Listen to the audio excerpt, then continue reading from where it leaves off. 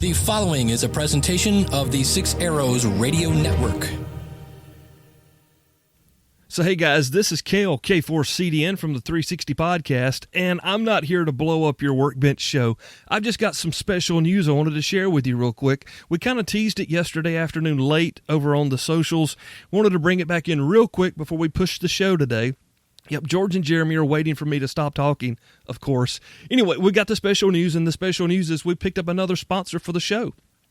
The Workbench and the 360 Show are now sponsored, in addition to our others. We're bringing in, that's right, none other than Elecraft, and we're totally stoked about it, and we wanted to let you know. That's what it was. Elecraft is coming along with hamradio360.com, the podcast, as well as the Workbench Show. And there'll be another sponsor bringing in a lot of great information, some insider stuff as well. So be on the lookout for more news to come about our new relationship with Elecraft.com. Now, I got to stop talking. Let's get on to the Workbench. Thank you guys so much for listening. Have a great day. This week on the Workbench, we built the antenna analyzer. Stay tuned.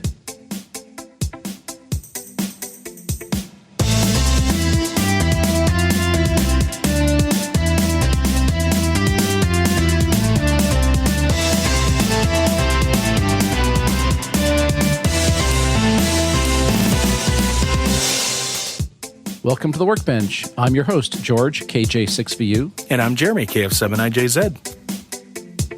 The Workbench is sponsored by CADSoft, makers of Eagle PCB design tools. Get your free copy at cadsoft.io. And by MCM Electronics, where I can and you can buy all of your electronic parts needs and equipment. Check out mcmelectronics.com today. Good evening, George. Hey, Jeremy, how are you? I am well, and welcome listeners to episode 12 of the Ham Radio 360 Workbench podcast. Episode 12 means we've been doing this for 24 weeks, which is just shy of half a year. Yeah, it's been quite a while already. I know. I can't believe it's already been almost 6 months. I can't believe they're still listening. Neither can I. Well, but it's because we've enticed them with a $50 antenna analyzer project. Well, that's true. We've been selling the sizzle for many episodes, and now people are finally starting to order the steak. But man, let's talk about that. If you're listening and you got a board, congratulations, because they sold out in 19 hours. Yeah, we had 100 boards made, and they were gone.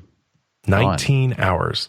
And I don't even know... I think that they were only posted about through social media, like on Facebook and Twitter. Like, I don't know that we got emails out or anything like that. They were just gone. No, we didn't. Kale put out a notice on the Facebook page and said the Ham Radio 360 shop is open with boards for sale. 19 hours later, gone. That's amazing. So thank you, everyone, for, I guess I would say, rabid support. Yeah. You know, the only problem with that, we have to make this stuff work. Yeah, it's true. Well, that's not the only problem. The other problem is that we have a lot of listeners who are dying to get in on these boards. So there's good news, bad news. So let's start with the bad news because the good news is related to it. So as George and Barrick were assembling from our test boards, George, you came across one tiny little error on the boards. Yeah, and if you go back to our PCB show where we talked about how do you make a printed circuit board, and one of the things I mentioned was I always make a test board because it's very easy to make an error. And even with 20 or 30 components, you can have problems like where you put the part and misconnecting things and labeling things wrong. Well, anyway, turns out the circuit board was perfectly fine electrically, but 4 of the resistors had the wrong values on the silk screen on the top of the board. And we put the value of the resistors on there so it's really easy to assemble. So you look at the board, and if the middle of the resistor symbol on the circuit board says 33K, you put a 33K ohm resistor in that spot. So it's really easy. Well, 2 of the resistors had values flipped, and 2 other resistors had values flipped. So if you went off to DigiKey and got all the parts, you would have all the right parts. But if you just stuck them in the circuit board the way it's labeled, 4 of the resistors would be in the wrong positions. So we quickly sent out an alert, and that's very clearly noted in the assembly instructions what to do. And if you haven't looked at that yet, basically the Cliff's Notes version is if you have a Rev 6 board, which is the only revision that is shipped. And also I'd like to point out that means that there were 5 boards that they built before this that didn't work. Well, there are 5 versions that may or may not have been May found. or may not have been. Let's put it that way. It was an iterative process. But resistors R5 and R6 need to be swapped, and that's just swapping the positions. And resistors R9 and R10 require the same swap. So if you look at the silk screens, the 33K should be 649 ohms, and the 649 should be 33K, and that's the same for both pairs of resistors. So that is noted in the build guide, which at this point, if you have gone to www.360workbench.com, that guide is available there. But of course, in today's episode, we're actually going to walk through the assembly of this board. And this is going to be interesting, basically creating kind of an audio guide to building the project. So one of the things that we were kicking around when we thought about doing this episode is if you're the guy who's got the board and the parts and you're going to build it, then this is perfect for you. But if you're not, then is this going to be interesting or not? And so part of the thinking here is as we walk through the assembly of the antenna analyzer, we're going to talk about the components that are used and how the assembly is done, because you can apply that exact same thinking to some other project that you're working on. So for instance, when we get to the Arduino, we'll talk about that module and the pins and what it does, and that'll be useful information regardless of what project you're going to build. And of course, before we get into that, let's start with our news. So the big news, of course, the antenna analyzer is available.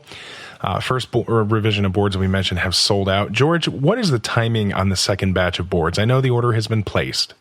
Yeah, we placed the order late last week, and it's in production. So those boards should be done within the week, maybe mid next week, and then it takes time to get them shipped to us and for us to then ship them to Kale. So I'm saying before Christmas they should arrive, but I'm really thinking perhaps as soon as mid-December. So with any luck, we'll be able to ship boards out before Christmas. No guarantee, but that's what we're shooting for. So there's a chance. That's what you're saying. There's a chance folks can get these new boards in time. No guarantees. Could make for a great stocking stuffer for your XYL. Yes, it should. Or your OM if you are the XYL. There you go. So at this point, from a documentation perspective, the schematic is available. The Eagle schematic and PCB layout are available, and the bill of materials are available. And then you have put together an assembly guide, which basically includes a lot of that information, a lot of images, and then step-by-step instructions, which we're kind of going to enumerate through this evening. And so really at this point, all that's left is to release the Arduino software and then the future Python-based PC companion app, correct? Yes, and also we'll be releasing the Visual Basic version of that PC software as well. Oh, wow. Does anybody use Visual Basic anymore?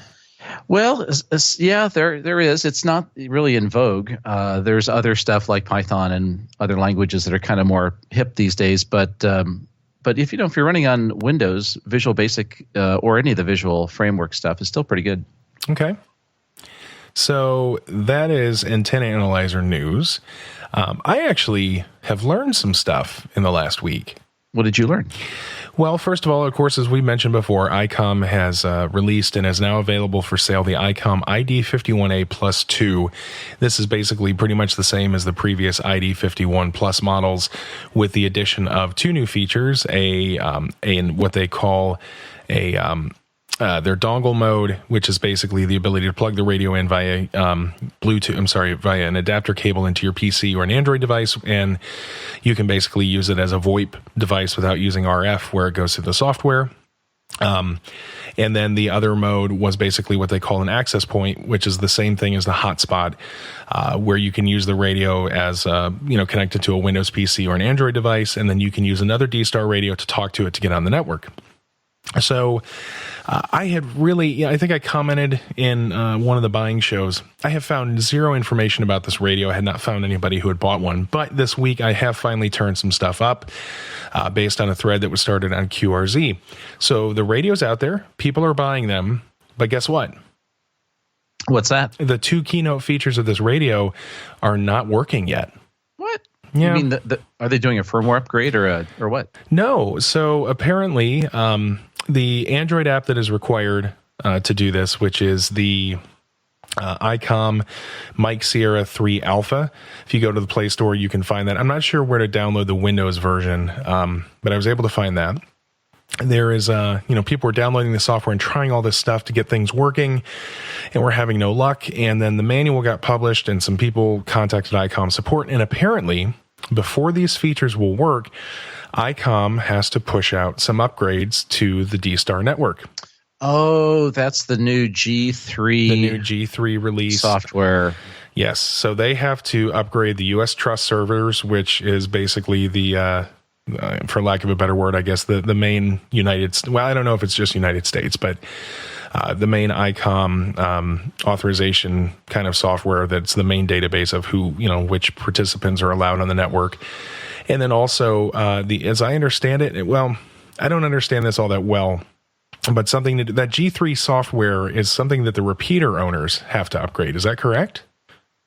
Yeah, who's ever the administrator of the D-Star repeater, which includes the gateway computer, would have to do the software upgrade. I don't know if they'll push that from the trust server or if that's something you have to do yourself, though.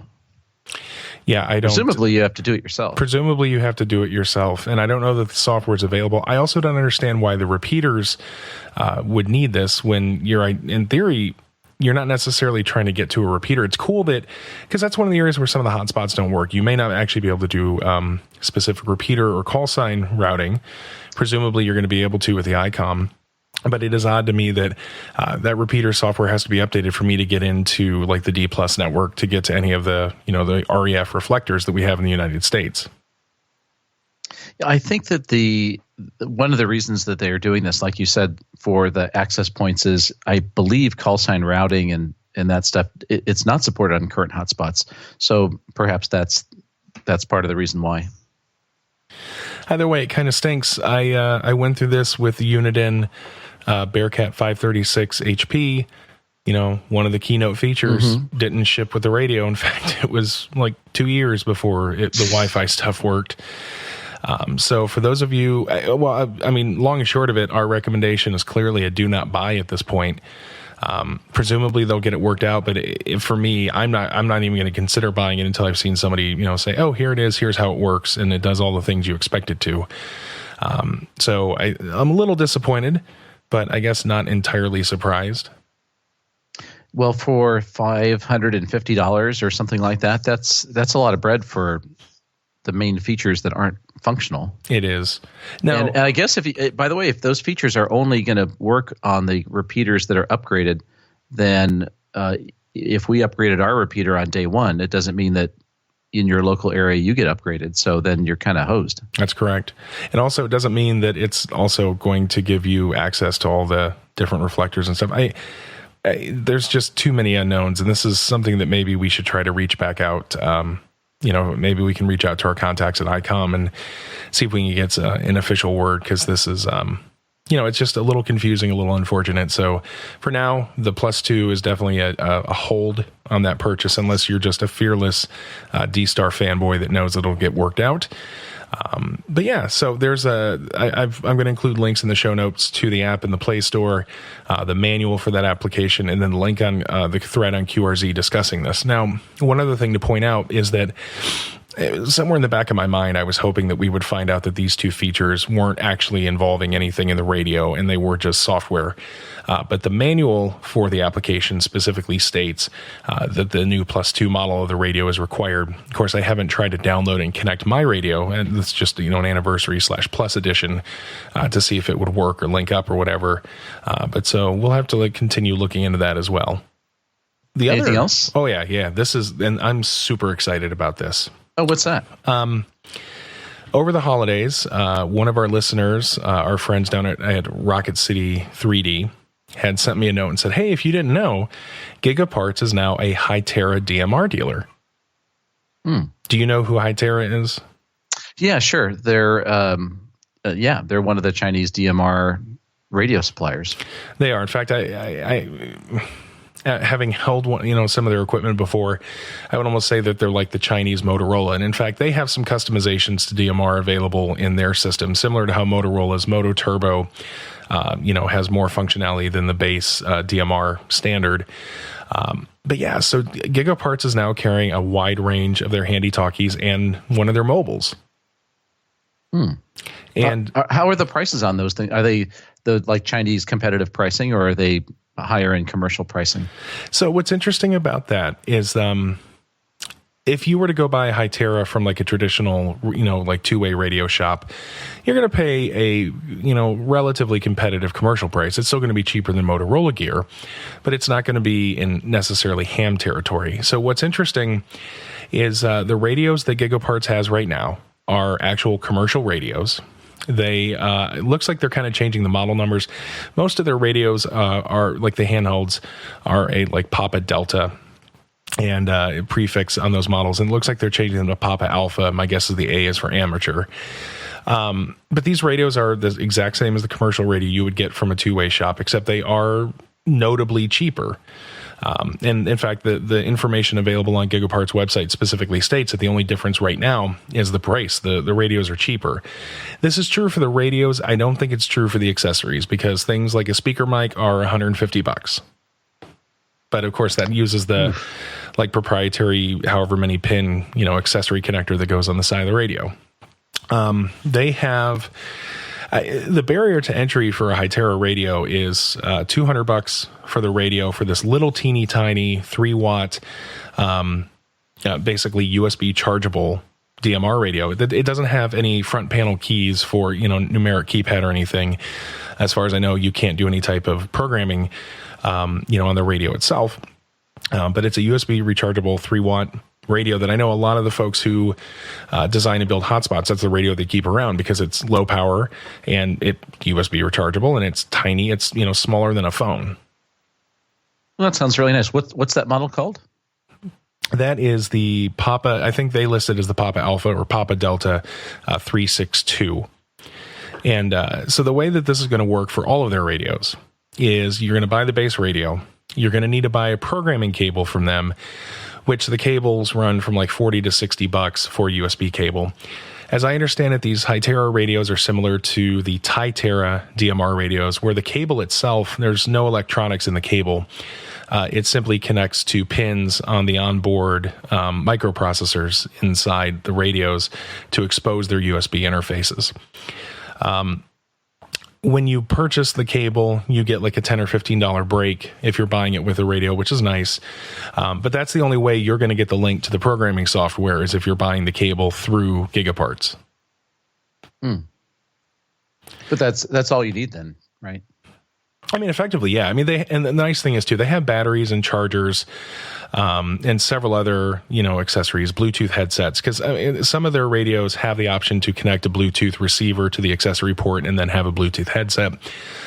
Their top of the line handheld radio, which I think is like the U1 or the X1, it actually has the Bluetooth built in and GPS. Several of the radios have GPS built in, which is kind of limited use or limited value for amateurs that are getting on like the DMARC or Brandmeister networks. Because yes, you can transmit that data, but I don't see people doing a lot with location data on there the way they do with D-Star.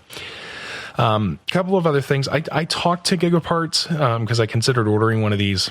And the things as a ham you care about is, number one, can I do front panel programming if I have one of the radios with a keypad? The other thing you care about is, can I activate wideband mode for our traditional, 25 kilohertz wide, UHF FM, which everything else is narrowband. They tell me if you want those features, you have to call them to order the radio and request that they unlock front panel programming and unlock wideband. Now, that's what they told me. They've only had the radios for a week or two. I don't know that they know. And the only reason I say that is because I could have sworn, and I could be wrong, but I could have sworn that I have seen an option in the Hytera customer programming software, the CPS, that actually allows you to enable FPP and wideband. So unless somebody orders one and actually tries it without requesting that, we're not going to know for sure. Now, when you talk about front panel programming, the radio model, the PA362, doesn't really have a keypad. So No. you're talking about their more conventional, bigger radio, right? Yeah, like the 682, the 782, and the U1, are all the more like full size with the full numeric keypad on the front. Those radios definitely have front panel programming as an option. What's nice about the Hyteras versus the Titeras, the radio's better in every conceivable way, from spectral purity to ruggedness. And the Titera, to my knowledge, there's no way to enable front panel programming for digital channels. You can only do it for conventional analog. Well, with the Hytera radios, you can actually do front panel programming of digital radios and digital channels, which is really cool. If you're out and about and you travel somewhere and you don't have that stuff loaded, you have the ability to make those changes on the fly. Nice.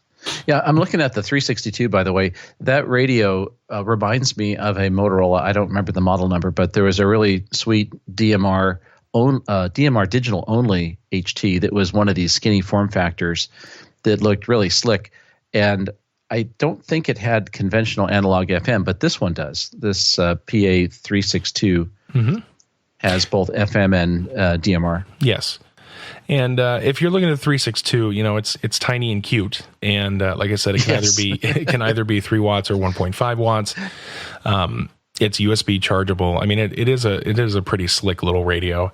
Yeah, it's a great radio to slip in your pocket if you want to go fairly short ranges. The only real downside to this radio that I could see offhand is that the antenna is just part of the molded case. It's a little 1-inch bump at the top, so you don't have a full-size antenna, nor can you connect an external antenna unless there's a coax connector tucked away under one of these plastic flaps. But which more than likely there wouldn't be, because this is commercial gear, and there's no reason anybody would want that. They're selling these things to like hotels. Yeah. So yeah, that is one of the downsides. But if you are somebody who interacts with DMR primarily through a hotspot in your house using like a DV Mega, it's perfect. And that's why I said, like, the MMDVM guys have these radios because they're tiny, and they're more than enough power to interact with a hotspot, and more than enough antenna for that. Sure. So it's tempting for me to want to get that little 362. But on the other hand, I don't want to own a bunch of Hytera DMR radios. So I may end up saving up and trying to go for the 780. I think it's a 782. That radio is about $450, and then another 40 some bucks for the programming cable. So under 500. It's a monoband UHF radio, but it is commercial gear. Another thing that's interesting is that right now these are identical to commercial radios. If they have a GPS in them, if an internal Bluetooth option was an option, that's in it. So their top of the line HT is $600 for the built-in Bluetooth and the GPS, and it's a smaller form factor. Does digital and analog. That's I think, like I said, the U1. They comment that in future radios. Well, first of all, they comment that this seems like it's a pilot, and if this pilot goes well, that in future radios they would work with Hytera to actually limit the frequency range so that you could only use it for amateur stuff, and that they would lock out certain features. Like some of these radios come in with the ability to encrypt with like 40-bit keys, encrypt your digital traffic, which of course we can't use as amateurs. So therefore we don't need that. One of the things I would be sad about them locking out frequencies is technically, I'm wondering, well, I guess I don't know if it would be legal to use these on GMRS or not. It's probably not, now that I think about it. Well, if they're type accepted, yes, but I don't know if they are. Yeah, and I mean, obviously they're type accepted for something because they are commercial radios, but I don't know if they're the right type acceptance. So forget I said that. But still, it's cool because, these are going to be high quality DMR radios for, approximately the same price you're going to pay for modern amateur HTs, maybe a little bit more, but it's certainly going to be a lot higher quality than the $100 Titera, and probably 80% the quality of a Motorola for half the price. Yeah, it's a cute little radio. It really is. If you really want a little radio you can slip in your pocket, this would be very tempting. And then, of course, they also have a couple of mobiles, or at least one mobile that's, I think, 40 watts, which there aren't, for the bottom end Chinese manufacturers. Titera was supposed to release a 40 watt DMR mobile. It never materialized this year. So there aren't really a lot of DMR mobile options out there except looking at commercial gear. And it's nice to see that, number one, they're starting to embrace the amateur community. Number two, we have an amateur supplier who is carrying these things and also going to be supporting them. When I talked to GigaParts, they said for firmware updates that come out, they would be able to supply those on request, and that you would work with them on them. Work with them on firmware updates. But overall, I'm just very thankful and excited that they're doing this. I think this is awesome, and it's nice to see another player at the table. Yeah, good for them. It'll be interesting to see really what happens in digital radio in general. And I know DMR is kind of on a big spike right now, and who knows? Maybe there'll be more and more features that are more amateurish, blending into that world. All right, George, that's all I had for this week. Did you have anything else on the news front? No, I really don't. All the focus for me on the bench has really been the antenna analyzer documentation. The only other thing that I'd mention on that I don't think we said at the top of the show was we are looking at where we will be storing the files to make them available to the listeners. And you'd mentioned the 360workbench.com website, which is where all the files are presently hosted. That's a very simple web page with the links to the files. And we've set up a GitHub repository also. So for all of the software and firmware and perhaps even the other documentation, eventually that'll be in a GitHub repo. So if you're a software guy and you know what I'm talking about, that's great. And if you're not, you don't care because you'll be able to get to the same stuff through the web page. In the meantime, come and fork our code and pull it. Yes, exactly. So, but I'm bump. All right, so that's it for the workbench. So what on my workbench? Right now, honestly, I have nothing on my workbench. Nothing, because I cleaned it. Did you never make the soldering iron shutter offer? No, I didn't. But you're missing the point. The headline here is that my workbench is clean, probably since the first time since I bought the thing. I saw that picture. It looks awesome. I mean, it was sparkling clean. In fact, actually, when I posted that picture, I was just excited to post it. I like the shelving that I got. The shelving that I'm using is this stuff called Rubbermaid Fast Track, and it's pretty cool. You just hang. There's a bar that goes at the top. You mount it to your studs. You hang these little bars, and you can mount them into the studs as well. And then there's all kinds of adjustable. You can get 20-inch, 16-inch, or 12-inch shelving. And custom cuttable to whatever lengths you need. So that's been really nice. That's what I have mounted above. And then I got my parts bins up there and kind of reorganized, and half of them labeled. And they're easy to reach now. And I'm just very happy. And I did this while I was on break because I was getting ready for this build. The other thing that I have on my workbench, which I posted on Twitter, is... I got my board, and for my birthday, my wife actually got me one of my Christmas wishes, and that is the Hobby Creek, Panavice compatible helping hands. Did you see that picture? Is that the thing with the 4 alligator clip arms? Looks like an octopus. Yes, and it's kind of a goldish color anodized aluminum base that has been machined. It has those 4 arms, and you can move them around. They're very long. The whole thing, when you mount the Panavice Junior to it, feels very substantial.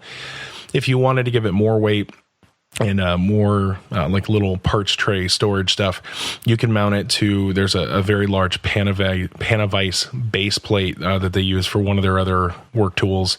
I'm not going to do that because the model that I bought from Amazon, and I think Cale put this in the Ham Radio 360 Amazon store. And it was $60. Adafruit carries this thing for $55, and over Black Friday they had a 15% off coupon. But the reason I didn't buy it from Adafruit is the one I got from Amazon has this very high friction rubber, material on the bottom of it. That they should have a video on their Facebook page where they have it on a table and they move the table to like 75 degrees vertical, and the thing just doesn't move. And it's pretty cool because it really does keep it from moving around. 6 to my workbench very well.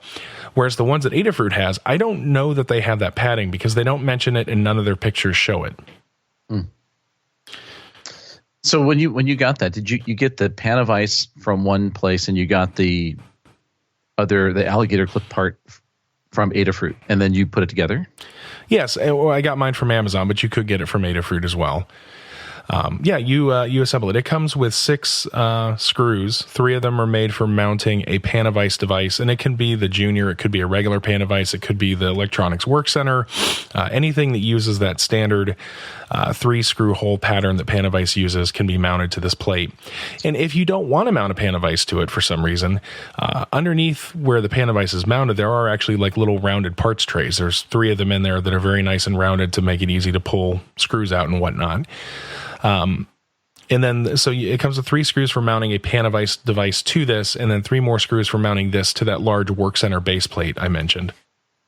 Nice. Yeah, I saw that in the picture, and it looked really slick. The one thing that I'm not sure about, when you had the circuit board clipped in position, so if you're going to actually build a board, you'd probably only clip with maybe 2 of those clips, because you're going to be moving the thing around, right? Yeah, I didn't have the clips holding the board. I had the Panavice holding the board, which actually, just a fun fact, the board just barely fits inside a fully extended Panavice Junior head. Like, I actually had to kind of over torque the open to get it to fit, and it was still kind of a pressure to get it in. Of course, you could use the Panavice to just, clamp this, holding the board on the broad sides.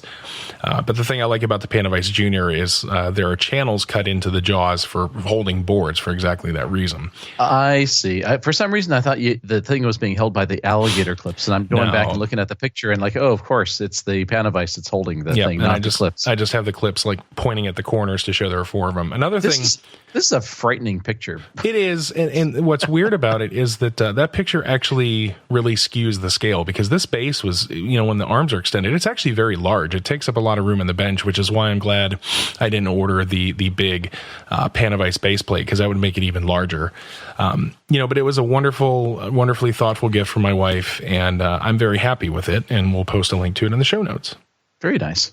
Well, George, before we go to break, let's not forget to remind our listeners that right now, during the holiday season, you can save 10% on your next order from MCM Electronics using the code I almost said radio, RAD10, that's RAD10, which looks like radio, which is why I almost said radio, but it is RAD10 for 10% off your next order at MCM Electronics, where you can purchase tools, components, Raspberry Pis, Arduinos, Adafruit components, and a myriad of other things. They literally sell a billion things that are electronic, including amplifiers and speakers. Right now, they've got a bunch of holiday sales going on, and I've actually been amazed at some of the things they carry that I didn't know about. They're also a good a good supplier for AV cables, microphone cables, things like that. So remember, save 10% on your next order from mcmelectronics.com with code RAD10. The Workbench is sponsored by our friends at CADSoft. They're the makers of the Eagle PCB design software, the very software George used to design the Pactena Classic, Pactena Mini, what him and Barrick are using to create this new antenna analyzer project for you here on the Workbench. They got hundreds of parts libraries, tons of reference designs, and a monster huge user community. Eagle's a great choice for your next ham radio project, and you can get your free copy of their software today. Click on over to cadsoft.io and start getting your project put together today. So, George, as you and my Twitter followers have seen, I've got my board. I actually placed my order for my components kind of late. I ordered everything over Thanksgiving, and what kills me, I ordered my DigiKey parts on the Friday after Thanksgiving. I had them on Monday. Yeah, pretty speedy. What's really funny to me is like when you order parts from DigiKey, and if you order like the 110 ohm resistor, it comes in its own little plastic bag with a label that says 10 ohm resistor for your order. Yeah. So the nice thing about doing that whole DigiKey thing is you get a cardboard box with the 20 parts individually packaged and wrapped, and you don't have to look at this pile of parts because the label on the bag for every individual part tells you exactly what it is. Very nice. You're not a real ham unless you're reading the color codes off the resistors. We'll get to that. So, I've got those parts. Now, one tip I will actually share for those who have not ordered the components yet, or the actual, not the discretes and all the stuff from, I'm sorry, not discretes, the passives from DigiKey, but for the actual electronics, which in this case, we have a DDS direct digital synthesis module, we have an Arduino, and we have an LCD. Those components can be sourced from a myriad of places. You can order them through U.S. distributors and pay quite a bit of money, but you'll know you've got a U.S. company backing it. Or you could do what I did, and what we've actually recommended to our listeners to be as cost conscious as possible, is there are a number of Chinese suppliers that, I mean, frankly, there's probably 50 different people selling the DDS module and 200 different people selling the Arduino and 1,000 different people selling the LCD.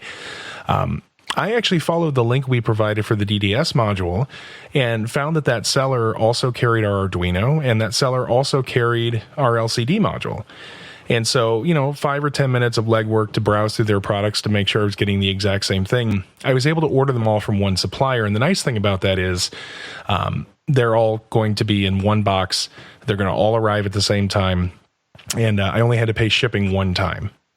Well, that's handy. We should probably publish the links for those other two products. Yeah, and I'll make sure to get back with you on that. The just for comparison, those were ordered, like I said, on Friday morning. They made it to Chicago yesterday.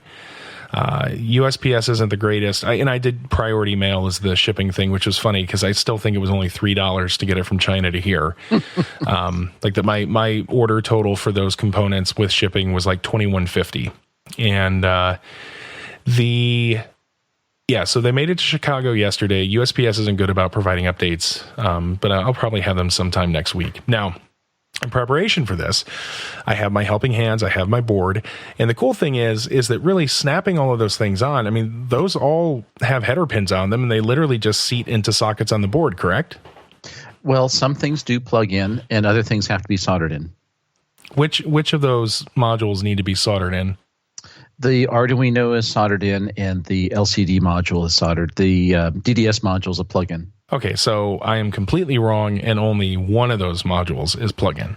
Well, if you had a well-stocked junk box, you could actually make all of those things plug in. But the way we parted out the bill of materials, they're mostly soldered on except for the DDS module. So, for instance, if you wanted to put headers on the Arduino, you could do that. The only problem is that the boards are very close and they might clash. So we went with soldered on for the Arduino, plug in for the DDS. And since you're never going to remove the LCD module, we did a solder on for that. Okay. So those parts are coming. I have pretty much everything else I need to start assembling the board. I've got the board mounted in my helping hands. The things that I have at the ready to start building this is, of course, I have my Hakko FX888 soldering iron, which includes a nice brass tip cleaning sponge, scruffy. I don't know what to call it. It's just a big wad of like brass netting all rolled up into a ball. And then I also have the sponge for tip cleaning. I have my angled nippers, the little diagonal cutters that are made for cutting off parts leads from this.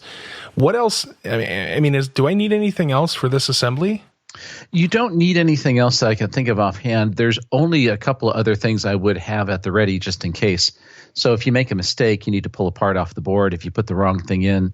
So you would like to have a way to remove the solder, and there's lots of ways to do that. It's a whole show by itself. My personal preference is Solderwick. Solderwick's actually a brand name, but it's essentially a braid, which is very fine, and usually there's some kind of rosin sort of stuff in the braid, and you put it on the solder joint, you put the soldering iron tip on it, and it heats up the solder joint through the braid, and through capillary action, the solder gets sucked up into this braid, the solder wick, and then you just snip that end of the braid off, the solder wick, and then you're ready for the next one. So that's a pretty good way to remove solder. I would also have a pair of forceps, which are handy clamps to hold on to components when you're desoldering them. But this assumes that you're going to put something in the wrong spot, but if you put everything in the right place, I think you're pretty good. And again, a reminder, please pay very close attention to the build document that we published, and go back to the beginning of the show where we talk about the resistors on the Rev 6 boards that were marked incorrectly and need to be swapped, so you don't have to use solder wick, because I don't plan on making mistakes when I assemble this thing. Well, if you follow the assembly guide, you'll be fine. And the Rev 7 board, the next board that we just sent off for a batch of, they'll be perfectly fine. You'll just stuff the parts in as they're labeled and everything will be good. All right, so got my tools, got my accidentals just in case something does go wrong. I've got my board, I've got my Boxo parts from DigiKey, and I ordered everything on the bill of materials. Where do we start? So whenever I build a board, and this is no exception to that, I usually start by installing the components which are the lowest elevation, that are closest to the board. And these are typically resistors, capacitors, diodes, IC sockets, the tactile push button switches, anything that is snugged up against the board and is not something that's socketed or plugged in. The bigger components like connectors or big electrolytic capacitors, things like that, I tend to put on later, because if you put them on up front, they kind of get in the way because they tend to be bigger, heavier, and get in the way around the edge of the board. So for this board, as with most things, we recommend putting in the resistors, capacitors, diodes, IC socket, and tactile switches first. It doesn't matter what order you put them in. I don't know, Jeremy, if you ever seen a Heathkit assembly manual from, the 60s, and they were famous for having fabulous assembly manuals, and every single component had a diagram, and it showed you where to put it, and you check the checkbox, and they gave you a very precise list of do this resistor, then this capacitor. Well, it turns out in most of this stuff that you're building, you can kind of build it in almost any order. For the antenna analyzer, start with those low elevation parts first and get those all in place. I would start with that. So a few questions. Mm-hmm. Pretend you don't have, well, this may not be pretend, but if you aren't fortunate to have a helping hands or a vise or something to hold the board while you're doing this, are there, well, actually, I guess the first thing that comes to mind is if I look at the board, clearly it's two-sided. For every through hole on the board, there is a solder pad on both sides of the board. And of course, there's the side that is primarily silk screen that have the little outlines of the components and the values and the labels and identifiers. And then there's the side of the board that has, next to nothing. Mm-hmm. Which side of the board should the components be placed on? You put them on the top of the board, and the top of the board is where the component outlines are.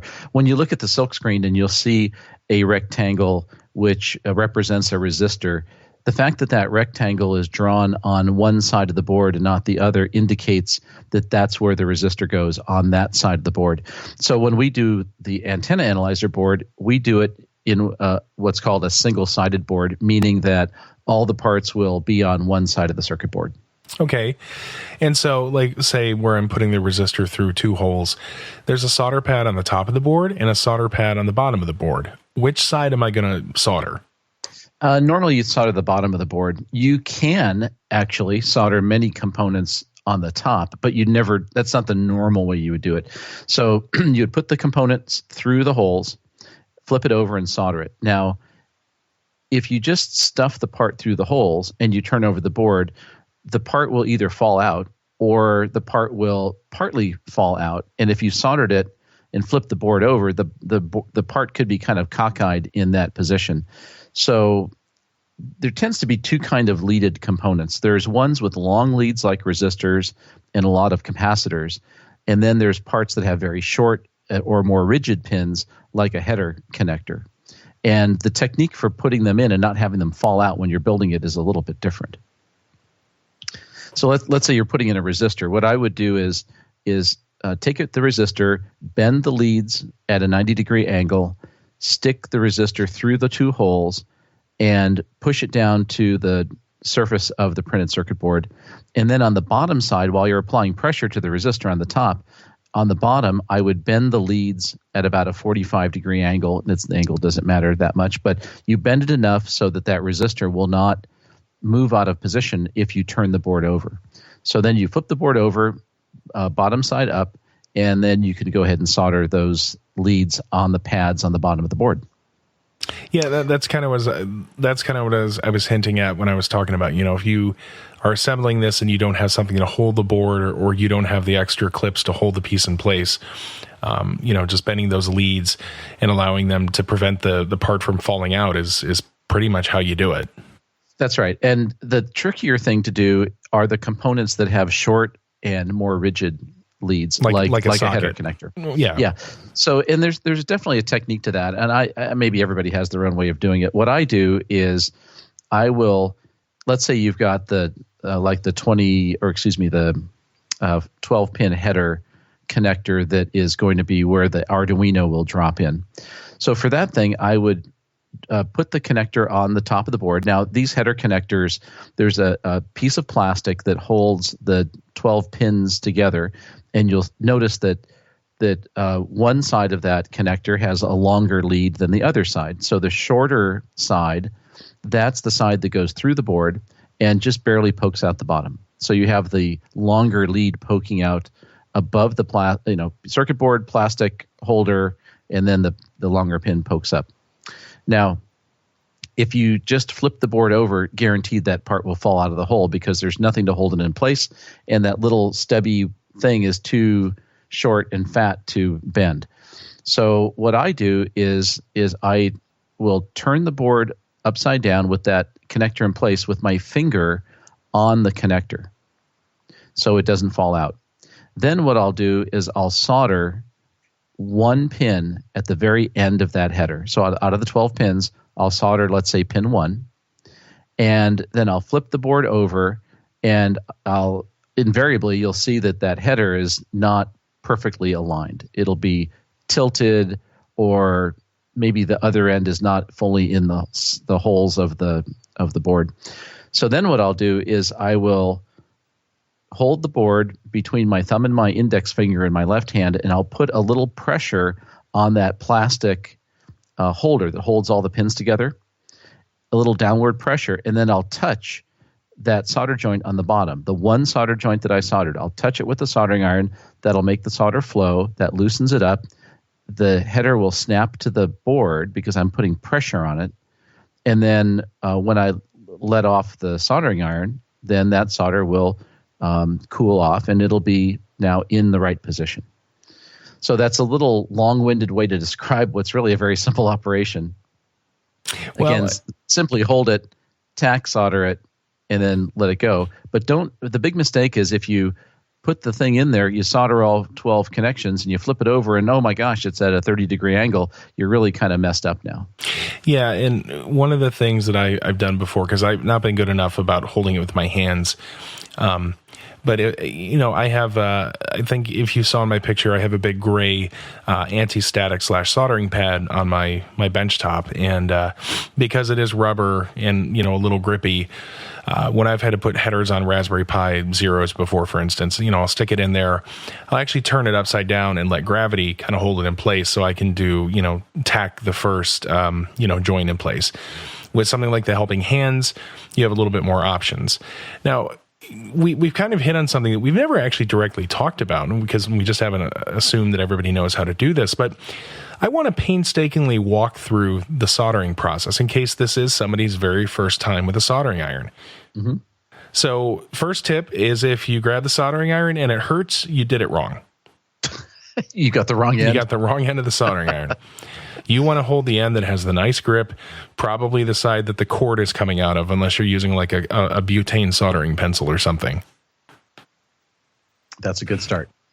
So let's kind of walk through some of the factors. The first thing is, actually, I don't know if it's first. The first thing, let's talk about solder. Leaded or unleaded?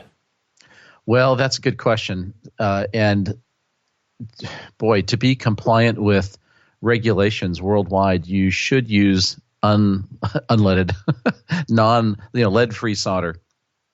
And lead-free solder works fine. it's actually not as easy to work with as lead solder. Lead solder tends to flow more easily. So for a home project, it's really up to you. Nobody's going to be knocking down your door to take away your your lead solder, but lead free is a more eco-friendly way to go. And what would you recommend? Like, what kind of lead-free solder would you recommend? Because I know from my days of screwing around with audio stuff, like you could buy silver-bearing solder, and then there are all kinds of different compound mixtures of what goes into the solder. So, what would you recommend? For lead-free, I don't have a specific recommendation. We should probably put something in the show notes. For traditional leaded solder, the most common thing was a 60-40 blend of tin and lead. Now, you can get various compositions of metals. And frankly, for hobby projects, a lot of that really doesn't matter so much. So whether you're using something that's just a basic 60-40 blend or the equivalent in lead-free, any of those are really fine. There's really not that much of a difference. The most important thing is to get a good quality solder. Typically, the best ones have rosin impregnated inside the solder itself. And rosin is that it turns brown when it heats up. It's the thing that facilitates the easier flow of the solder when it melts. Okay. So the next question then would be is if you have a temperature controlled soldering iron, what temperature are you going to run it at? And I'm assuming that's where the lead versus non-leaded solder kind of plays a part. Maybe not. I'm not really sure if there's a different melting point. For regular leaded solder, you can solder anywhere from about 600 degrees and up.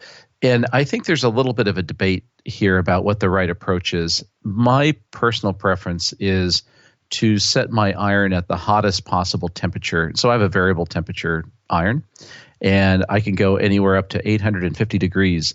And I just crank it up to 850. And then I use a fine chisel tip to do the soldering.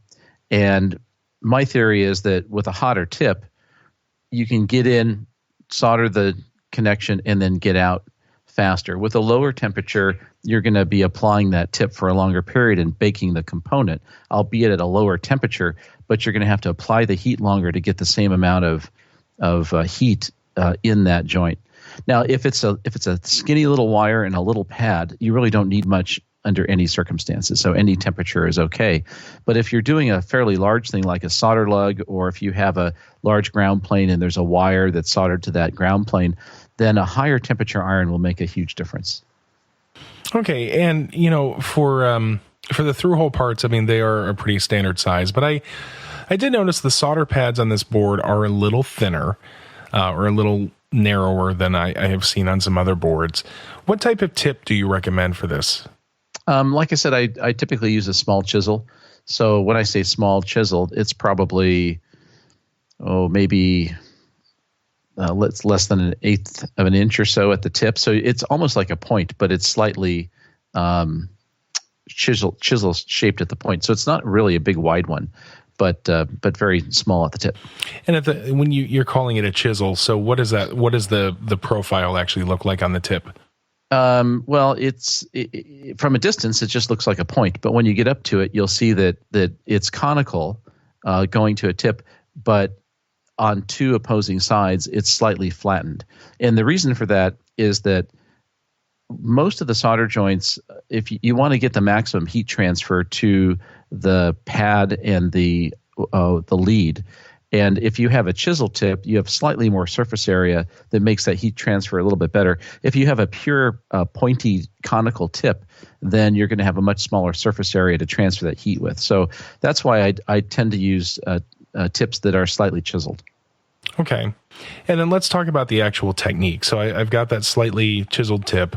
I've got my resistor, put into the board, and the lead's bent so it's not going anywhere. I've got my solder pad. I've got my solder. Walk me through how I'm actually going to make this solder joint. So the trick is you want to heat the joint. You want to heat the thing that you're soldering to, and then apply solder to the joint. Not really so much applying solder to the iron itself. So if you imagine you've got the pad, which is the circuit board exposed ring of metal. So that's the pad. And then you have a lead coming through it, like a resistor lead. So you take your soldering tip and you touch the tip to the lead and to the pad at the same time. So imagine that the lead comes straight out of the hole. It's 90 degrees to the surface of the printed circuit board.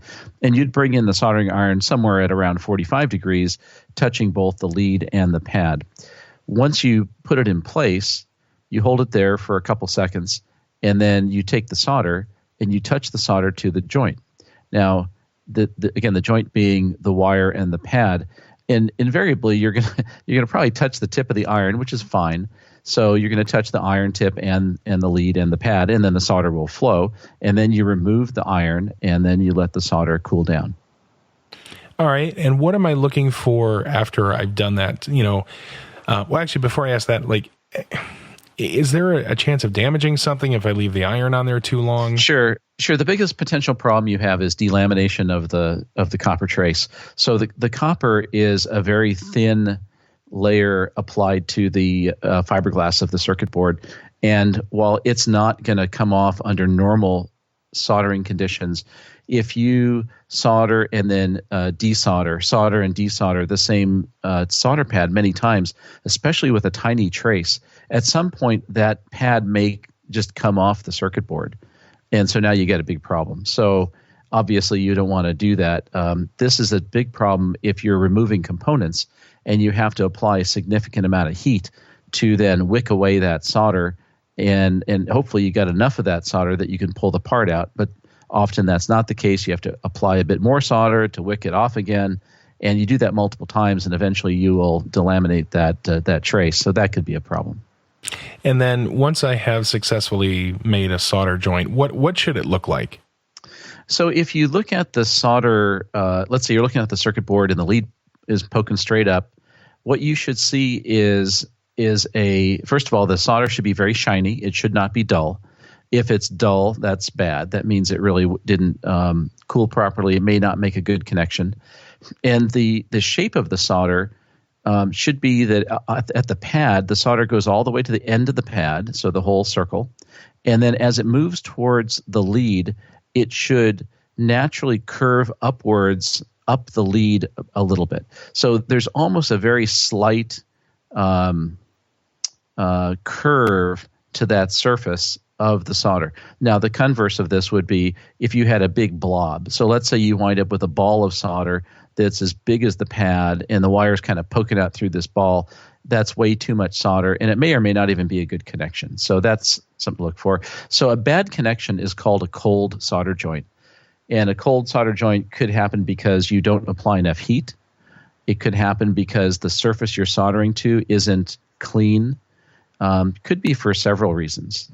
And sometimes you might heat something and then take the soldering iron away, reapply the heat, but only heat up part of the joint. And so sometimes you might not have a good connection. You can always take the soldering iron, touch it to the joint, and reapply just a little bit more solder to kind of reflow the solder around that joint to clean it up. Now, when I'm looking at these pins or the leads coming through the holes, should I expect to see the solder will have filled in the gap basically between wherever the pin is and the solder pad? Meaning, in other words, I shouldn't be able to look through the hole anymore? Absolutely right. Yeah. So before you solder anything, when that circuit board is manufactured, that board is tinned. And what tinned means is that there is essentially like solder material that's applied to the pad and also through the hole. That's called plating. So a good quality commercially made circuit board will have what's called through hole plating, which means that donut of the pad on the top of the board, that's electrically connected through a, if you will, like a cylinder of what's essentially tinning material down to the bottom where there's another pad. So that's all one big connection. Now, when you stick the lead through the hole and then you apply solder, you can you adjust how much solder goes into that joint by just feeding it with more solder. Just puts more solder in there, and you want to apply enough solder so it fills the hole and and covers the wire. But like I said, you really want that almost like that sort of conical shape to the wire with a slight indentation around the circumference of that joint. It's kind of hard to describe it while I'm waving my hands in the air here. It basically looks like kind of like an upside down cone or a pyramid, except instead of having the edges straight, they're kind of curved inward. Exactly, curved inward. So yeah, you'll definitely have solder like a circus tent. It looks like a circus tent. There you go. Now, if you flip the board over, by the way, and look at the top, you might see that the solder stops at the elevation of the circuit board. That's perfectly fine. You might have a little excess solder coming out that hole and going up the other side of the lead on the other side of the board, and that's perfectly fine. Now, you had talked about those traces being tinned, and what's interesting is I've heard people talk about before on a soldering iron, they say tin your tip. What does that mean? Right. So what that means is to apply some solder to the tip. So when you go to solder, you want to make sure that the tip is clean and that it's tinned. So you use the sponge and the metal ball of scrubby stuff. You use those two things to clean the tip. Typically, you only really need the sponge, and when you use the sponge, by the way, of course, you squirt water on the sponge, get it a little bit damp, and you put the tip of the iron on the sponge, and you roll it as you draw it to you, and this takes the kind of the excess ugly, darkened solder material off the tip, and you wind up with a clean, shiny tip that is coated with solder. So when we say you want to tin the soldering iron tip, it's the application of solder to the tip that makes it ready to go. And because you've got a little bit of that solder on the tip, it'll make it easier to have the solder flow on the joint when you solder it. And so again, when I'm holding the pencil in my right hand, taking my solder and just literally applying it to the tip. Sometimes I notice that it'll ball up on the tip.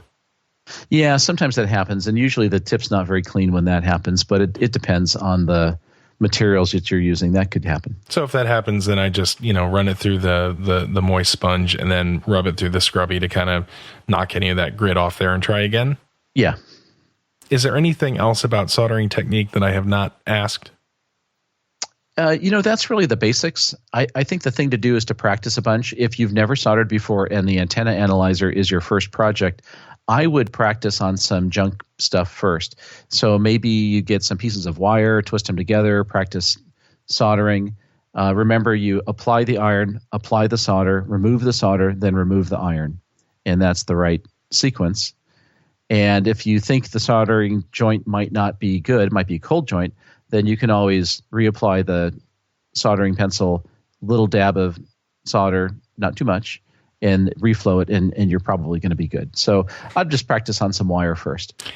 Now, you mentioned about things being clean, and obviously anybody who's worked with tubes or anything, we have oils on our hands. And if you were super excited about getting your board and you took it and you loved it and you squeezed it and you hugged it and you just rubbed it all over and got your grubby mitts all over those solder pads, is it smart to take like some alcohol or something to wipe the board down before starting soldering to kind of remove those oils, or does it not matter? It gets back to the lead versus no lead question. So if you use a leaded so let me rephrase that. When we make the circuit board, when you make your circuit board, you tell the circuit board fabrication company if you want lead or lead-free boards. So the tinning will either be lead or lead-free. If you use leaded tinning on that circuit board, then that stuff stays bright and shiny almost forever.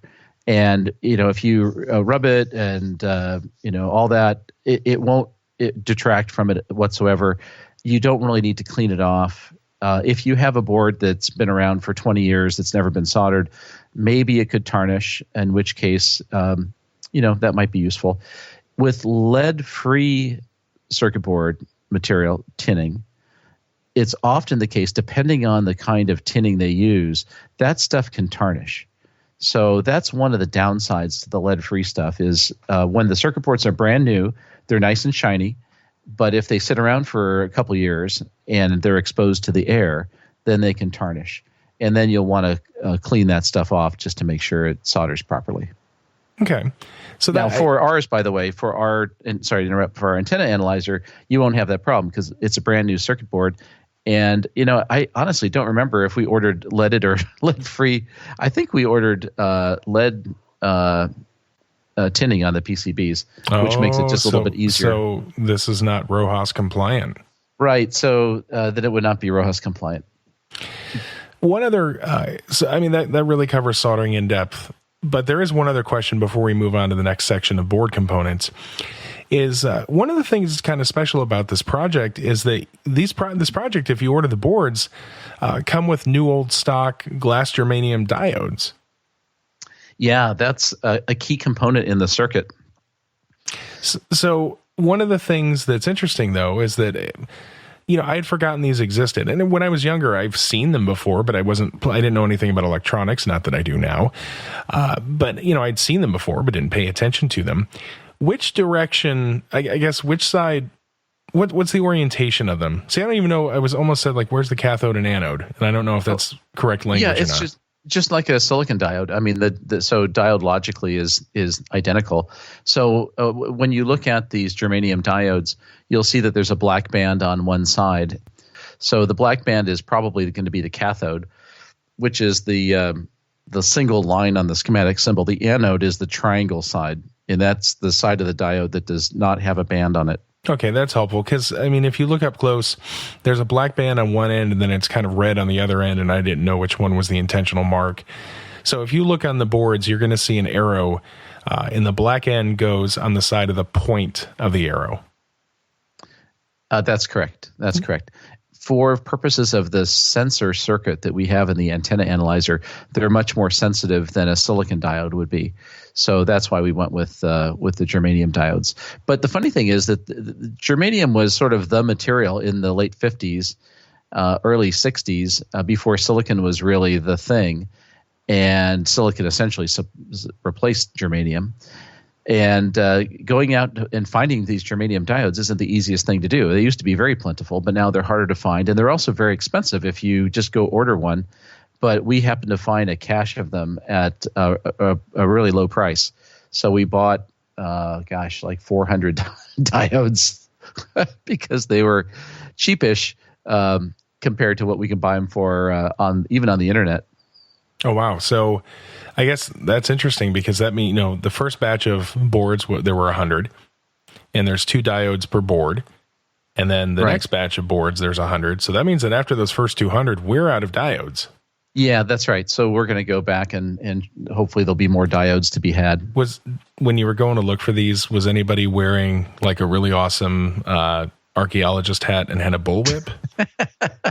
No, but we had to talk to the oldest guy there to know what we wanted. Well, and the other thing I was going to say is when you tried to buy them, did somebody say, these belong in a museum? Pretty much. Well, the funny thing is, even the diodes that we got, the leads feel a little sticky, like they were in some, tape reel or, they've probably been in the back room of some supply house for the last 40 years. We're probably the only customer that's bought these things for ages. That's still pretty cool, though, that you were able to source them. So that kind of covers all the low profile stuff, like you said, the resistors, capacitors. We've covered soldering. What do we move on to from those items? So the next thing that we recommend is installing the connectors. And the connectors mean the headers.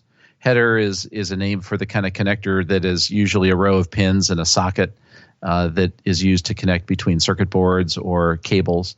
So headers for the DDS module, a header for the LCD display, headers for the Arduino module, the DC coax, power jack, the BNC connector, all those connectors I'd put on next. So, we kind of talked about in the first section how to do those headers and how to get them in the board and how to tack them on and then make sure they're adjusted in the appropriate orientation, et cetera. And that's actually really, for the LCD where you have one row, you can make it work. But when you have the Arduino where there are 2 rows, it's actually kind of critical that those 2 rows are parallel to one another. Yeah, it really in all cases, the having the header be 90 degrees to the circuit board is very critical, even for the for the LCD, because the LCD will be mounted on standoffs with screws. Oh, good point. And if the header is off to the side, then it's going to miss the hole. So even that one has to be really done properly. So one of the things that those are really small components, small solder pads. But when I'm looking at the DC power jack and the BNC connector, those solder points seem to be a little bit bigger. Yeah, they're much bigger. They're bigger because they're intended to handle more power, or for mechanical rigidity, if you will. Of all those connectors, they're all really easy to install. The only one that's a little tricky in a way is the BNC connector. And the reason I say that is that the BNC connector's footprint has 5 holes. There's 4 holes that are the shield of the BNC connector, and then there's a 5th hole in the middle, which is the hot part of the BNC connector, the center. Now, when you go to solder those 4 ground pins on the outer ring, if you will, of the connector, those are really hard to solder, in part because of the material. It's like a nickel material, and that doesn't take to solder too well unless the temperature is fairly high. But the big problem is that those are little nubs or nibs or whatever of this metal cylinder. So it's like a big heat sink. So when you stick the connector in the hole and then you start to solder these ground pins, it takes a little technique to get it right. And my recommendation there is to crank up your soldering iron as hot as it'll go. And when you go to solder it, don't rush to put the solder on the joint. I would apply the iron to that ground point and the pad on the circuit board. Let it get good and hot. I'd leave it on there for about 8-10 seconds, and then apply the solder and make sure it flows and it's nice and shiny. Then you've got a good connection. All right. So again, apply it to the joint, 8 to 10 seconds after turning your soldering station up to 11. Exactly. And then 8 to 10 seconds, apply the solder to the joint. Hopefully it flows. Yeah, that's the one part I'm worried about from a soldering perspective, because I've never done good at soldering big things, and I'm a little intimidated by this BNC jack, not going to lie. Yeah, so really your friend is going to be a high temperature iron, and also you want to use the side of the tip. In other words, if you put just the tip of the iron on that joint, it's a small surface area, so you transmit a small amount of heat. So you want to use the longer side of the soldering iron tip to really make sure you transfer as much heat as you can. For the first time you're going to solder that board, you're really not going to hurt the board, and you're certainly not going to hurt the BNC connector. The one thing you could really goof up is you can kind of get it at a bad angle. So if you really want to do it right the first time, stick the connector in position and hold it with your finger and solder the center pin first, because that will solder very easily. That way the connector is snug up against the board. So when you solder those 4 ground points, there's no chance of it being soldered at an odd angle. Good to know. Yeah. So that's pretty forgiving. Okay. Those were our second tier components. Where do we move on from there?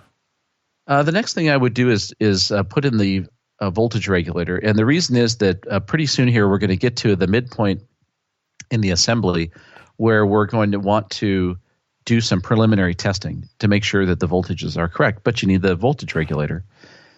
The voltage regulator that we use in this circuit is a device by Murata, and it's actually a switching power supply in a teeny little package.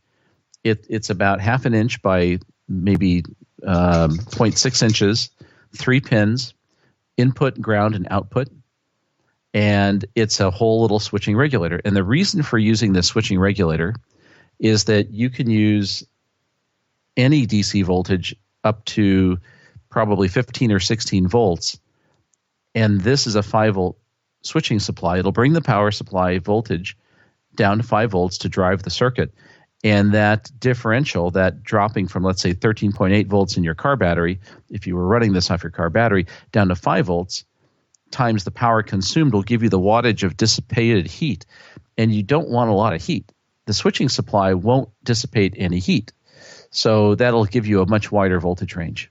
Now, the thing that's cool about those regulators is that you could take a good old-fashioned, inexpensive linear voltage regulator, the 7805, which is super common, and you could stick a 7805 in there instead if you don't want to spend the $4 on the switcher. You want to spend 60 cents on a linear regulator, that's fine. But just be aware that if you run the linear regulator at a high input voltage, you're going to generate a lot of heat, and that part may be too hot to the touch, and I wouldn't do that. So for me, I would go with the switcher. Well, and clearly we did, because that's what we told people to order. That's what was in the bomb. But I had there's an email today from a fella that said, I have a bunch of these parts already, and I'm just going to use the 7805, which is fine. But, I would only do that if I had like a 7-volt or an 8-volt input to the circuit. I wouldn't do it at 13.8 volts. All right, so once I have the this little switching power supply soldered in place, we're half-ish done at this point? Yeah, actually, more than half done, because you've almost done the whole thing, really, at this point. So what are we moving on to starting to install more components, or now that we actually have a power supply on the board, are there things we can do to test? Yeah, so we're going to move on to the basic test. So what I always like to do when I'm building a project like this is I'll put in the hearty, inexpensive parts first.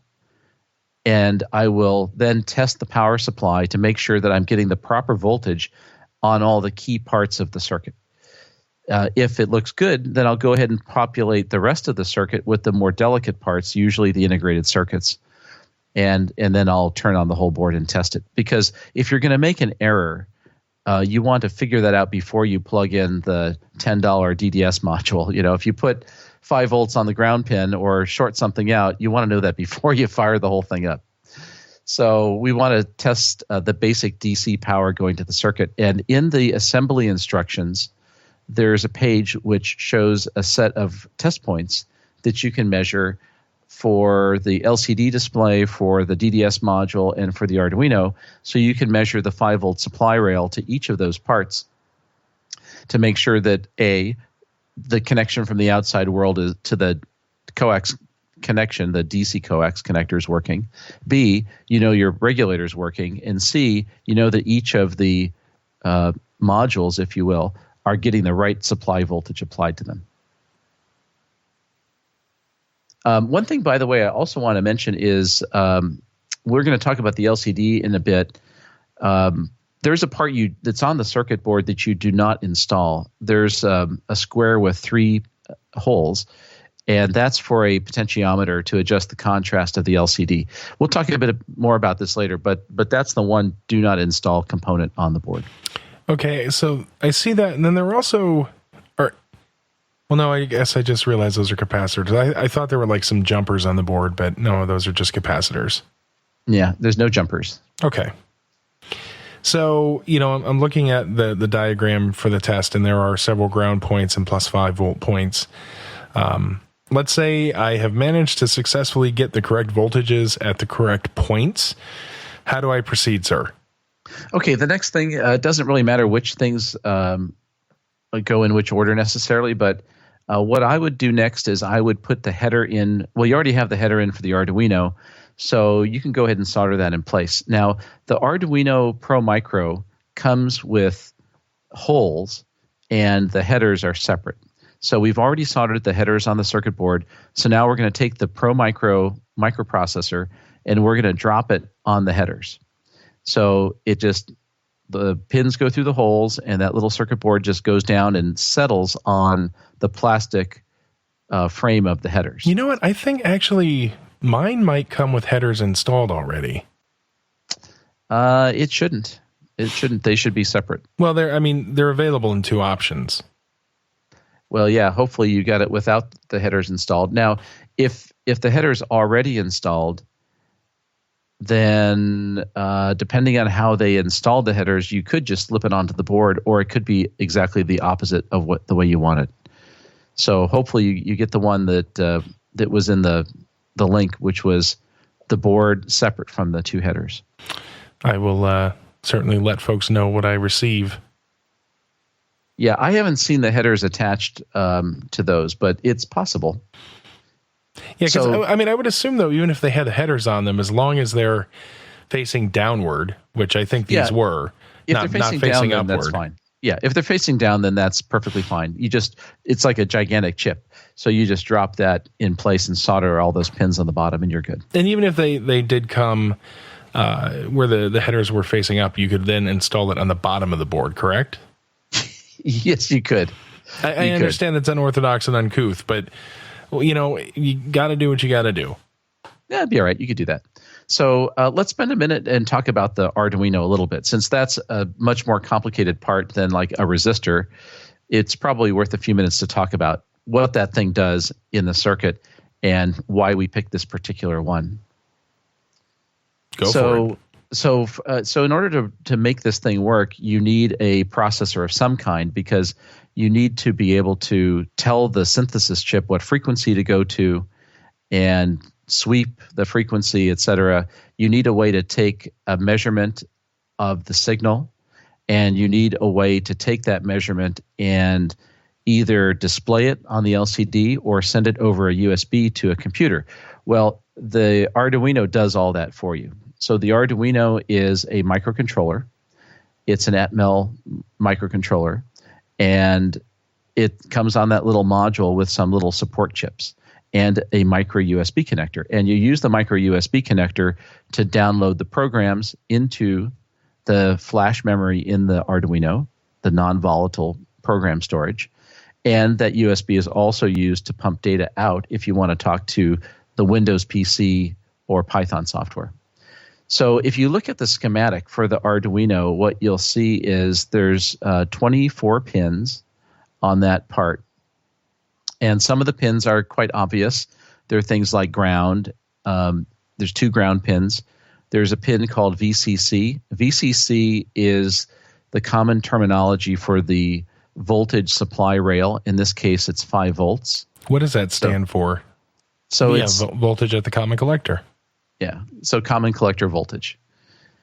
So what does that really mean? For all practical purposes, this is the power supply input to the chip. And these things run on 5 volts, so that's hooked up to 5 volts. You'll see that in the circuit. There are actually 3 pins that are hooked to ground. There are some unused pins that we don't really need to worry about. And then there's the pins that matter the most, and those are all the signal pins. And there's, let's see, 1, 2, 3, 4, 5, 6, 7, 8. Looks like 16 pins that are available to be used for inputs and outputs, and we use most of those. So the pins that we use fall into a couple of groups. We use 6 pins to talk to the LCD. So there's 6 wired connections from the Arduino to the LCD module, and we'll talk later when we get to the LCD how that works, but we essentially send digital patterns to those pins, and it sends it to the LCD. It's actually all the magic happens in software, so it's really simple to use that and write code for it. There are 2 pins that are used for the push buttons. So there's a push button called band select and another push button called mode select.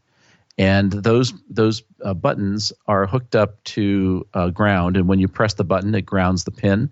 And so the software will look at those 2 pins, and if one of those pins goes to ground, then it knows to take that action, like select the band or the mode. And then there's another 3 pins, really 4 pins, that go to the DDS module. So there's a clock, a data, and a strobe signal called update, and a reset pin. So when we talk to the DDS module over those 3 or 4 wires, we can transmit information like set the frequency to 14.000 megahertz. We do that by clocking that data out serially. So the software sends the numbers over to the DDS module through those pins 1 bit at a time. And there's very few bits that need to be sent, so that's very quick. So those are the 3 groups of pins: DDS control, band and mode select buttons, and LCD display. There's 2 other pins that are super important, and those are the analog to digital converter inputs.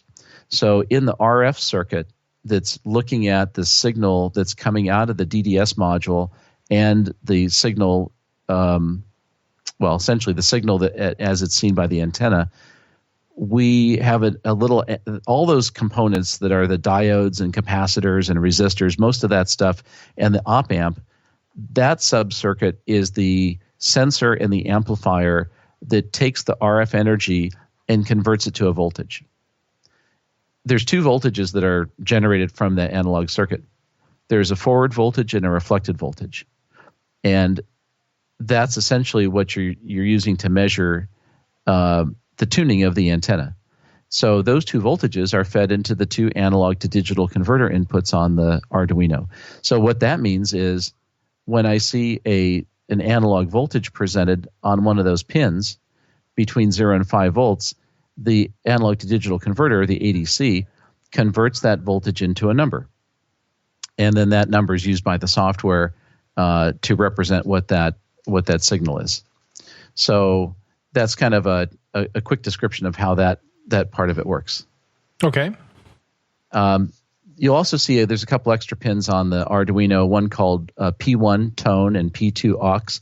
These are two extra pins that were left over. We had no use for the pins in this application, but we wired those out to pads so that if you want to customize the software and add some additional functionality, you could hook up your own wires, your own buttons, or whatever you want to those pins and do whatever you want. Well, cool. So that's essentially what the Arduino does, and that code is all written in the Arduino Sketch format, which is essentially C with a bunch of libraries. And we'll publish all the source code for the Arduino shortly. Was there a library that we had to use for the DDS module? I don't recall if there was one. I don't think there's one uniquely for that part.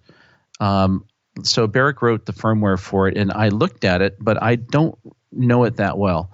So if there isn't, there's at least like the serial interface generic code that takes a set of numbers and serializes it and clocks it out through those serial pins. Ah, gotcha. But it may not be unique to the part. It could be like just a generic shift register kind of a serial shifting kind of interface. I don't know if it's an SPI. It's not an SPI interface. I think it's just a shift register. Okay. So anything special or worth covering about the LCD? Yeah. So on the LCD, there's only one thing that needs to be adjusted to make the LCD work, and that's the contrast. So normally you'd put a potentiometer, a variable resistor, on one of the pins of the LCD, and you'd move that pot left and right, and it'll change the contrast till you get it just looking right. It turns out that there's one voltage, if you will, on that pot that gives you just the right contrast. Well, if you know what that value is and they're consistent, you don't need to use a pot at all. You could use two resistors. And so when we laid out the board, we put a place for a potentiometer, and we also put two resistors paralleling that potentiometer. So you could either put fixed value resistors or a pot. We chose to go with the fixed value resistors because it's cheaper. So a good pot to go in that location there is about $1.50, but two resistors would be like 20 cents. So we went with the two fixed resistors and no need to adjust the pot. Okay. And then finally, anything special about the DDS module? Actually, let's go back to the LCD for a moment. There's a whole page on the assembly of the LCD module. Essentially, what you do is you put standoffs on the LCD module, and you already have that 16-pin header on the main circuit board, and you just stick the module or the LCD on the circuit board, tighten it down with the nuts. The little header pokes through the holes on the LCD. You solder all 16 pins, and you're done. So it's really pretty simple. Well, actually, in that particular case, if you have the header, you're going to solder on the bottom of the board, and then you're going to solder the top of it on that. Would it make sense to actually mount the LCD and use it to hold that header in place? You could do that. So there's a couple of different ways you could do it. You could solder the header to the main board, slip the LCD over it, and solder it on the LCD, or you could have mounted the the header on the LCD and stuck it through the circuit board and soldered to the circuit board. As long as it would be long enough, it'd be fine. So you could do it a couple different ways. You could have even put like a female-male socket configuration on there with a little bit bigger standoffs. Okay. Yeah, and by the way, there's 16 pins on that LCD. We're really only using half of those pins because there's 6 signals that go to the Arduino, plus there's ground and 5 volts and that contrast connection. So there's only half of those pins are really used. The other half are grounded. Oh, I was going to say, what did the other half do? So the funny thing is, this is a little aside, but the world's most common LCD controller was a chip that was designed by Hitachi many years ago. And it's like a lot of things in the electronics industry. Some company invents their proprietary thing, and it becomes the kind of ubiquitous thing that does that. And so it becomes a de facto standard. And so Hitachi controllers have become the industry standard. And there's other companies that make compatible controllers. And when they designed this controller, they made it to operate in what's called a 4-bit and an 8-bit mode, which means that you can either send the data over 8 bits at a time or 4 bits at a time. And if you notice back when we talked about the Arduino, we said we use 6 pins to talk to it. 4 of them are for data and 2 of them are for control. So we're actually sending over the characters 4 bits at a time. So that lets us get away with fewer wires. Oh. So we only chew up 4 pins for data on the Arduino, not 8 pins. So that's obviously an advantage. All of this is really masked from the user because when you write code for the Arduino, you say, I'm using a Hitachi display controller and write this text on that screen. And the driver software, the software library in the Arduino tool just generates all the right code for you. You don't have to think about it. So it's really easy. That is really easy. Thank you, Internet, for giving us that. So then the last thing is putting in the DDS module, and we've already mounted the female sockets, the header sockets to the main circuit board. The DDS module has male header pins poking out the bottom, so that's literally just a plug-in place. And the board is really tight. So you'll notice that the DDS module and the Arduino are almost, if not slightly, overlapping. But the Arduino will be at a lower elevation because it's resting on the plastic frame of the header, and the DDS module is up above it because it's got the female socket. So there won't be a clash between those components. But if you look at it in the airplane view, straight down, they're very close and actually slightly overlap. You know, on that DDS module, I noticed there's a little micro pot. Yeah. What's that for? It's a little. I think that is a level pot. I've never touched it. I'm afraid to touch it. So in other words, how strong the signal is? Yeah, it's either. I doubt that it's to warp the frequency. It's probably the level. Well, if I still had a spectrum analyzer, I could plug it in there and look at the amplitude. Yeah, actually, we could look that up and find out.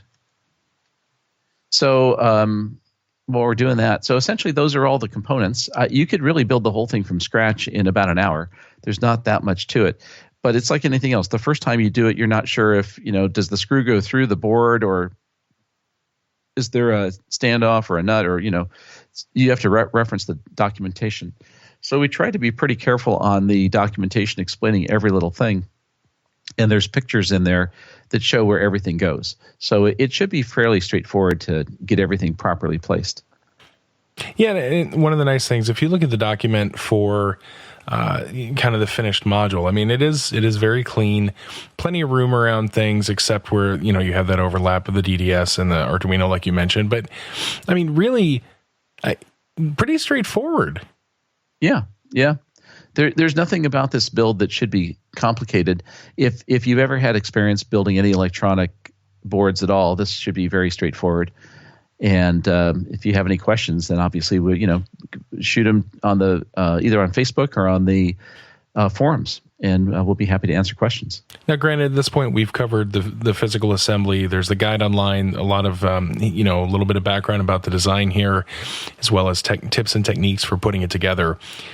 What remains, of course, is actually loading the software on the Arduino, which we will cover in a future episode. Even if we don't devote an entire episode to it, we will talk about downloading the Arduino IDE and, the things you have to do to get your computer configured to be able to upload that code to the Arduino on board. I guess really, once I have all these components in place, without any software, is there any additional testing that I can do? Well, once you put the LCD on, you could power it up and you'll see the backlight come on, and you'll probably see a row of solid blocks, not intelligible characters, because since, like you said, there's no firmware, there's no way to send any intelligible stuff to the display. But the thing will light up, and hopefully no smoke comes out of anything, and then you're pretty good. Okay. Seems reasonable. Well, that's it. That's it. So, again, in the future, we will cover how to install the software on the Arduino. And then somewhere further on down the road, once folks have been building these and playing with them, we should come back and revisit and talk about modifications people have made either to the software or the hardware. Yeah, and I'm really hoping people are going to do that or apply this to other kinds of projects, other ideas. I think the whole community thing is really important. So we provide kind of the foundation, and you guys take it from here and come up with other cool derivatives. If you have some really cool idea for a different project or a variation of this project, we can always do more boards. We could do more build projects if that'd be of something of interest to more people. Be happy to do that. One thing I'd also suggest is if this is your first build project, when you go through this, really become familiar with all these different components, because next time when you want to build something yourself that maybe doesn't exist as a kit, these will become familiar building blocks that you will reuse. And if you go back to the interview we did with Matt from Autodesk, one of the things that we talked about quite a bit was building up your personal library of reusable electronic circuitry or component knowledge. So once you understand these parts on the board here, the next time you do a project, for instance, I want to build a 5-volt power supply for some gadget in my car. You're going to know, hey, I could use that little switching supply because that way I don't generate a lot of heat with that big linear regulator. Aha! Now I know how to solve that problem. So these things really become tools in your toolkit to work on the next cool project. Well, outstanding. Yeah. So I think that about covers it for the main content. I feel like that might actually have been our fastest show ever. Well, it's under 2 hours. So yes, that's correct. Well, we say that. We haven't gotten to editing yet. With that, let's breeze through Q&A as there's not a whole lot to address this week. Okay, so what do we have in Q&A? So one of the questions that have actually been asked quite a bit from very many people, especially as they were sourcing components, because some people didn't feel comfortable ordering from China through eBay, and they were coming across modules on Amazon, for instance, that were, instead of the Analog Devices 9850, maybe it was the 9851, and they kept asking us, hey, can I use this? It seems like it's pin compatible. And then other people were saying, hey, I found this other random DDS module. Can I use it instead? So anything that is a completely different chip family will be completely software incompatible. So like the SI Silicon Labs devices are perfectly fine parts, but they would require not only different electrical connections, but completely different software. And that would be a perfectly fine project. Some of those Silicon Labs chips are really cool. They're higher frequency, and that might make a great follow-on project, or some derivative design of this thing where you say, okay, I'm going to wire in a different module with that SI chip and modify the code. So you could certainly do that, but it's just not replaceable out of the box. The 9851 is in the same family as the 9850. It has a slightly higher frequency range. The DDS module we're using is reliable to 30 to 40 megahertz. So all of the HF band. the 9851 is good up to about 70 megahertz, which now picks up 6 meters. I have not tried one of those modules. Since it's in the same family by the same manufacturer, it wouldn't surprise me at all if the code would work just fine out of the box. But I've never tried it, and I've not even looked at the data sheet to really confirm that. So it may be that it's mostly the same, but there could be some things that are different. So you're kind of on your own if you want to try that. Well, and one thing I would point out is, Analog Devices manufactures the chip. These boards are being made by other people. And I guess one of the things I'm ignorant of, I don't know if the board is actually a reference design that is, say, in the data sheet for these, or if this is a layout that somebody, in China actually designed for the chip and decided to start making breakout boards for it. I think this is a breakout board. It's not a ADI reference design PCB.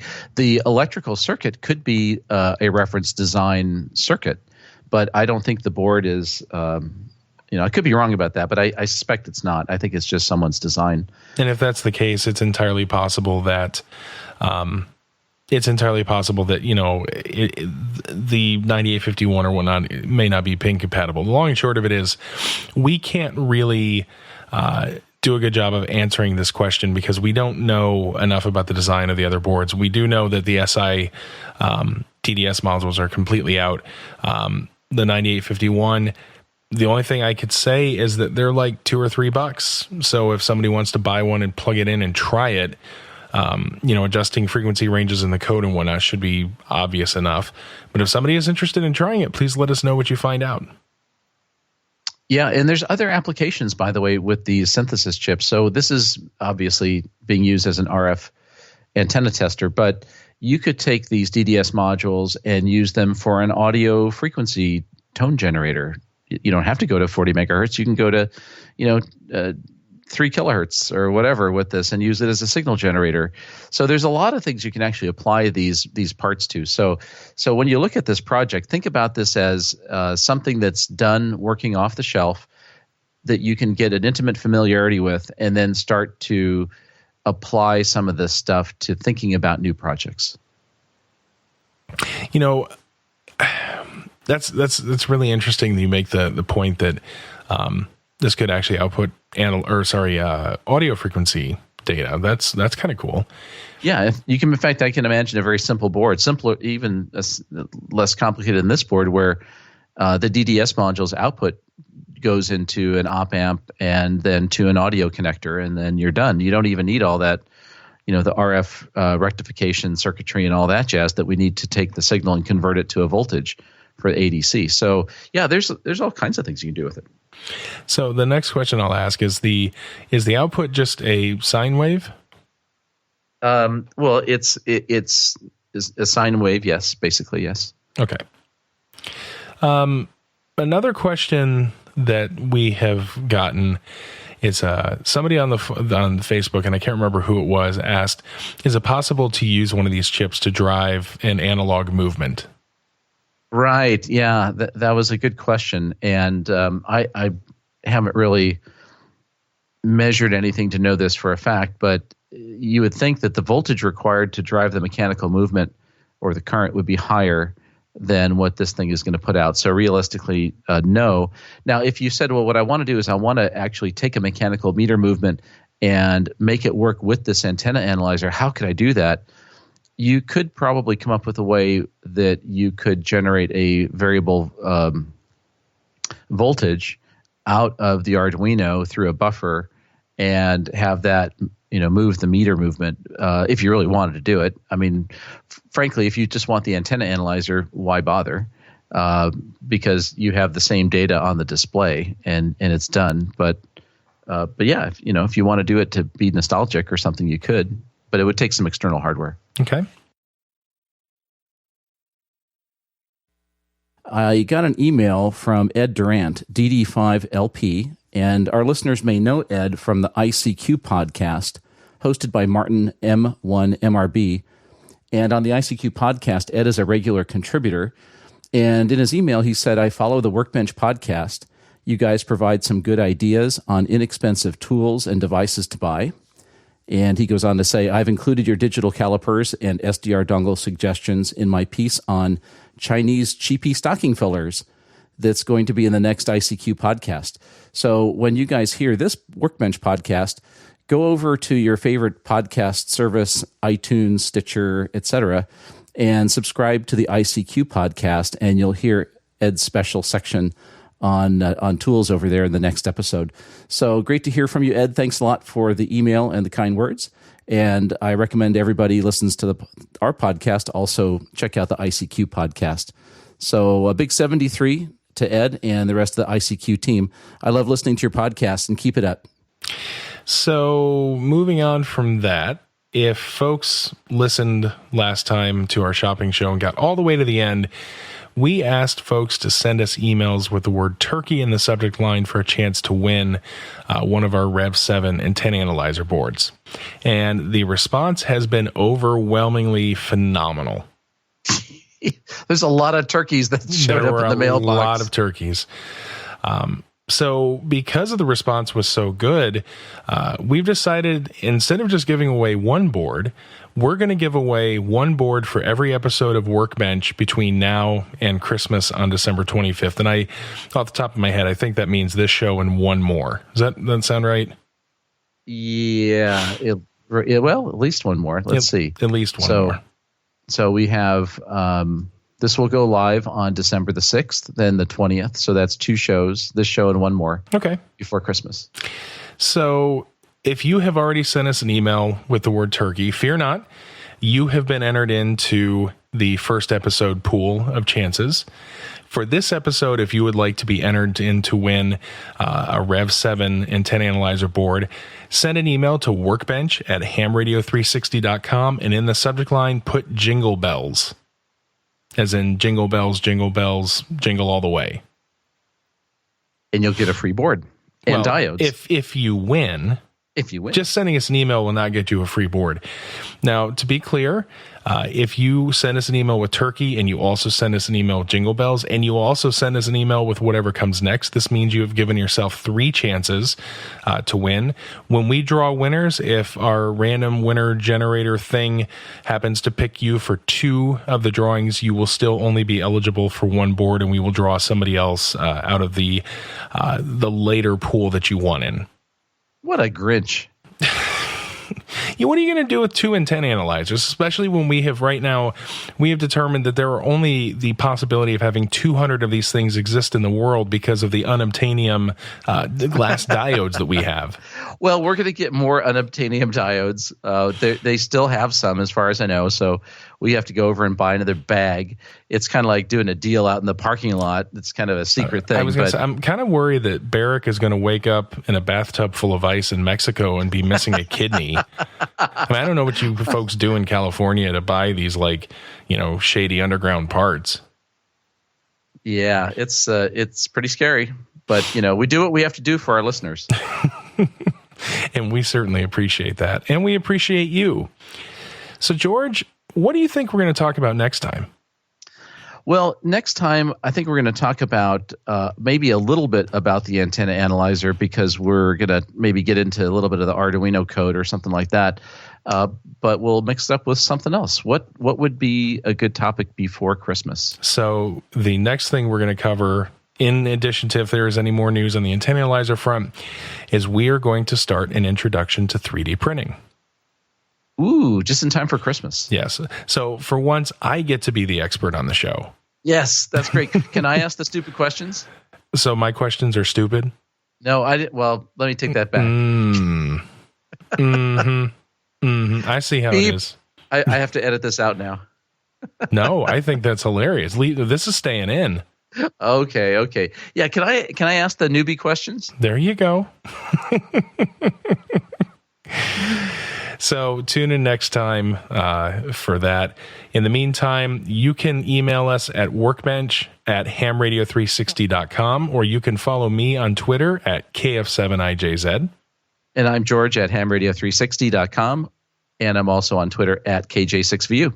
And in the meantime, as we are in the holiday season, we have given you oodles and oodles of ideas of things to buy for you or the ham or other tinkerer or maker in your life. Don't forget to visit our sponsor, MCM Electronics, at www.mcmelectronics.com, where you can save up to 10% off your entire order using the code RAD10. That's RAD10. Remember, this code does not apply to certain things like Raspberry Pis and other manufacturers that they have certain agreements with. But as far as upgrading your tools, getting yourself a new meter, getting yourself a new oscilloscope, buying yourself a whole bunch of different resistors and capacitors and all that fun stuff, or connectors or cases, or audio equipment or audio cables, or even a waterproof 100-watt Bluetooth 12-volt audio amplifier. They have everything. That they would have everything if they have that. They do. Actually, I think that might be what I'm getting my brother and sister-in-law for Christmas for their outside. They have some speakers that came with their pool, but no amplifier to drive them. Well, that would be handy then. Oh, and by the way, while you're at it, make sure you go to cadsoft.io and download your copy of Eagle, because the free version of Eagle is the version we use to design this board with, and you could download the board files and the schematics, and you could load it up and take a look at that stuff and see how we did it. And the cool thing is that now that the files are available, you actually can play with our designs. If you think you could come up with a more efficient board layout than George was able to, by all means, please email us and gloat. Yes, gloat away. And remember, if you want another chance at a free board, send us an email at workbench@hamradio360.com and include the word Jingle Bells in the subject line. Thanks for listening. Until next time, this is KF7IJZ 73. 73.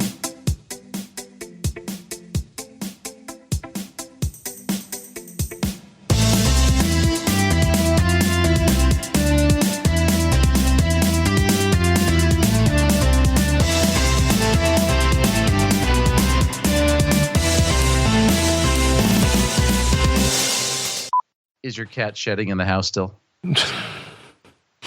All my animals are kind of shedding right now. Sounds pretty sheddy. Well, there is a lot of hair around. Maybe you should accumulate it. Make a sweater, a pet sweater. That would be just like weird. Well, you say that, but there is this concept of hair shirts from like ye olden days. Yeah, but that was like a form of torture. I don't think that was something you would wear voluntarily. Oh, it was? I refuse to make any more mistakes the rest of this episode. Ain't gonna happen.